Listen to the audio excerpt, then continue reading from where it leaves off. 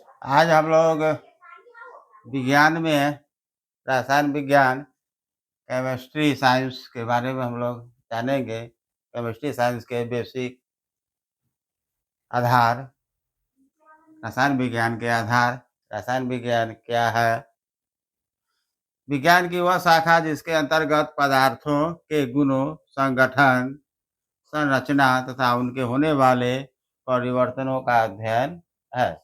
हम लोग रसायन विज्ञान में देख रहे हैं कि क्या पढ़ना है, पदार्थ के गुण पढ़ना है, संगठन पढ़ना है, कैसे बना हुआ है, कौन कौन से तत्वों से बना हुआ है, संरचना पढ़ेंगे और उनमें होने वाले परिवर्तन यानी रासायनिक परिवर्तन के बारे में हम लोग पढ़ते हैं।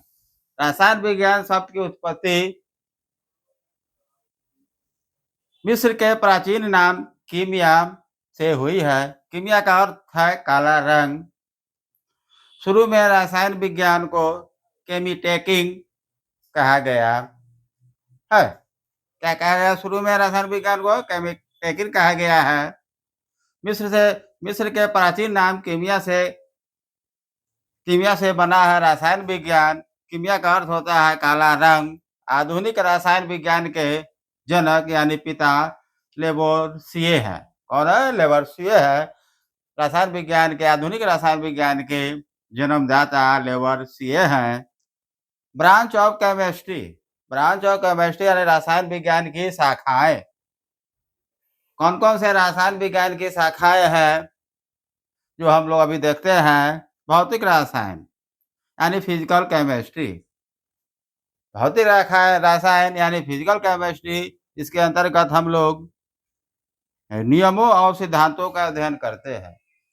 भौतिक रसायन विज्ञान के अंतर्गत हम लोग नियमों और सिद्धांतों का अध्ययन करते हैं। उसके बाद हम लोग अकार्बनिक रसायन विज्ञान, दूसरा इनऑर्गेनिक केमिस्ट्री, अकार्बनिक रसायन। अकार्बनिक रसायन में हम तत्वों और यौगिकों के अध्ययन करते हैं। अकार्बनिक कहने का मतलब हो गया है कि वैसे तत्व जिसमें कार्बन नहीं हो, उसे हम लोग अकार्बनिक कहेंगे, जिसमें हम लोग तत्वों और यौगिकों का अध्ययन करते हैं। तीसरा हो गया कार्बनिक रसायन यानी ऑर्गेनिक केमिस्ट्री। ऑर्गेनिक केमिस्ट्री के अंतर्गत हम लोग कार्बन के यौगिकों का अध्ययन करते हैं। यौगिक बताइए कंपाउंड, कार्बन के कंपाउंडों का हम लोग अध्ययन करते हैं कार्बनिक रसायन में।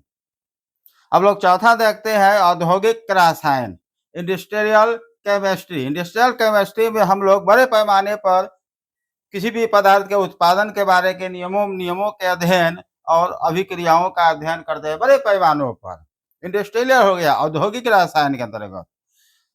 अब हम लोग देखते हैं पांचवा देखते हैं जैव रसायन यानी बायोकेमिस्ट्री। बायो का अर्थ होता है कि जीवित प्राणी। बायो का अर्थ होता है जीव। बायोकेमिस्ट्री यानी जैव विज्ञान। जीवों में रासायनिक अभिक्रियाओं तथा जंतुओं और वनस्पतियों से प्राप्त पदार्थों का अध्ययन किया जाता है। तो जितने भी लिविंग प्लांट है, लिविंग जीव है, उनके हम लोग रासायनिक अभिक्रिया और जंतु और वनस्पतियों में प्राप्त पदार्थों के अध्ययन करते हैं। किसमें? जैव रसायन विज्ञान में। छठा है कृषि रसायन यानी एग्रीकल्चर केमिस्ट्री। छठा क्या है? कृषि रसायन एग्रीकल्चर केमिस्ट्री।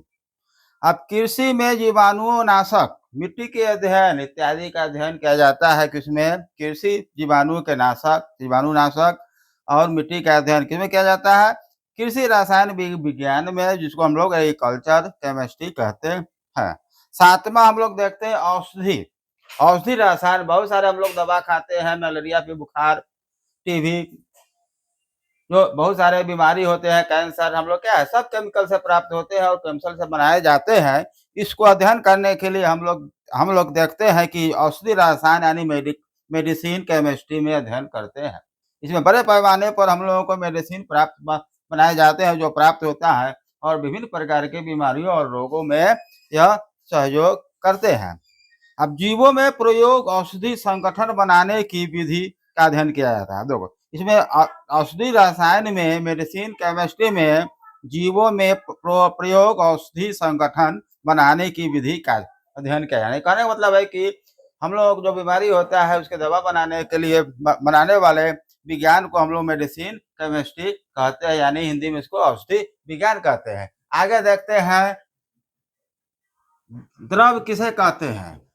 द्रव किसे कहते हैं? द्रव वह सामान है, तो कह रहा है द्रव वह सामान है जिसमें भार स्थान घेरता हो, दबाव डालता हो एवं अवरोध उत्पन्न करे करे जड़ता का गुण हो, उसे हम लोग क्या कहेंगे?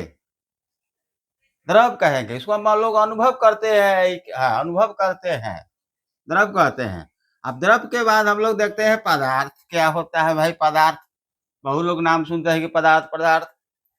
द्रव के विभिन्न प्रकार को पदार्थ कहते हैं, यानी द्रव के जितने भी प्रकार हैं उसको हम लोग पदार्थ कहते हैं।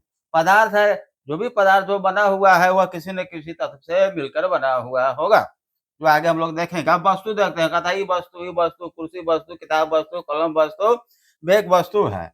लेकिन हम लोग वस्तु ऑब्जेक्ट के बारे में देखते हैं। एक या एक से अधिक पदार्थों के मिश्रण के गुणों वाले सामग्री को वस्तु कहते हैं। देखिए अब वस्तु का क्या आ गया? एक से अधिक पदार्थों, यानी पदार्थों का मिश्रण, यानी एक से अधिक पदार्थ का मिश्रण होगा, उसको हम लोग क्या कहेंगे? उसमें विशेष गुण होगा, उसको हम लोग वस्तु कहेंगे। कलम क्या हो गया? किताब क्या हो गया? वस्तु हो गया। अब उदाहरण देखते हैं। पुस्तक, पेंसिल, नाव, चाकू, ब्लेड, थाली, गिलास, पेन, कमीज इत्यादि क्या हो गया? सब वस्तु हो गया। अब नोट में देखते हैं संसार की सभी वस्तुएं तत्वों और पदार्थों से बनी है। यानी संसार में जितने भी वस्तु है, कुर्सी, टेबल, बेंच, कलम, पेंसिल, कॉपी, चौकी, कुर्सी, मिट्टी, हवा, पानी, सारा देख रहे हैं, वह सब किससे बना हुआ है? द्रवों और पदार्थों से बनी हुई है वस्तु। द्रव और पदार्थों से बनी हुई है। पदार्थ के दो मुख्य वर्ग में बांटा गया है। पदार्थ हम लोग कितने वर्ग में बांटे हैं? दो। एक भौतिक अवस्था में हम लोग देखते हैं, भौतिक अवस्था में देखते हैं ठोस, द्रव और गैस। ठोस, द्रव और गैस।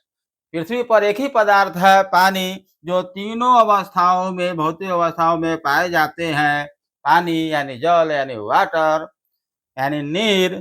ठोस, अब ये जम जाएगा पानी तो होगा ठोस अवस्था में, वाष्प बन के उड़ जाएगा, वह क्या हो जाएगा? गैस अवस्था में।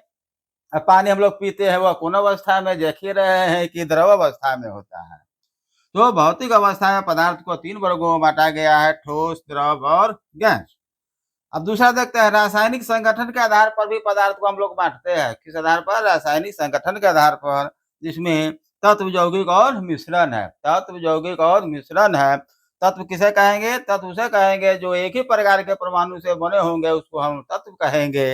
यौगिक किसको कहेंगे? यौगिक वैसे पदार्थ जो एक या दो से अधिक निश्चित अनुपात में किसी पदार्थ के मिलाने से बनता है, उसको हम लोग यौगिक कहेंगे। मिश्रण में कोई निश्चित अनुपात नहीं होता है।